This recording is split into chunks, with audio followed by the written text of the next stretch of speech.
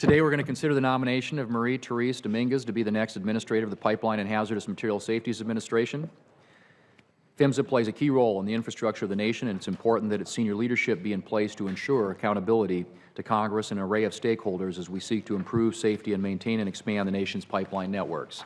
These pipeline and related transportation networks fundamentally underpin our nation's economy, so it's important that those who directly oversee these networks have the experience and skills necessary to manage this critical enterprise.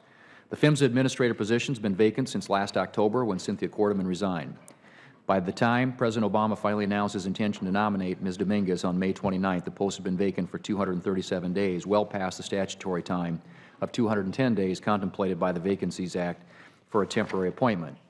The lack of presidential nominations for critical safety positions has been a standing concern of this committee. For example, the White House dragged its feet in nominating someone to lead the Transportation Security Administration, prompting even the New York Times editorial page, normally quite deferential to the President, to express the opinion that the Obama administration has been disturbingly slow to give the TSA strong leadership at the top.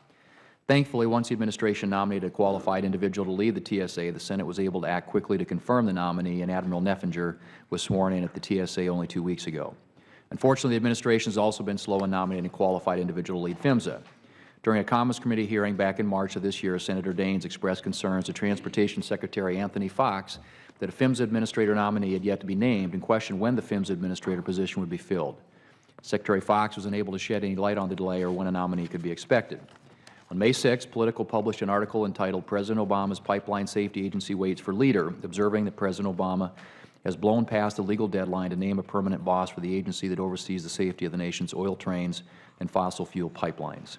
On May 20, 2015, 10 Democrat senators wrote a letter to President Obama calling on him to act quickly to nominate an administrator for PHMSA, and noting that the most recent permanent administrator left the position more than 220 days ago.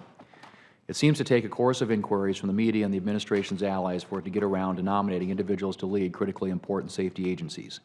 I'm disappointed at the length of time it took for the President to send us a nominee for PHMSA, but he's finally sent us one.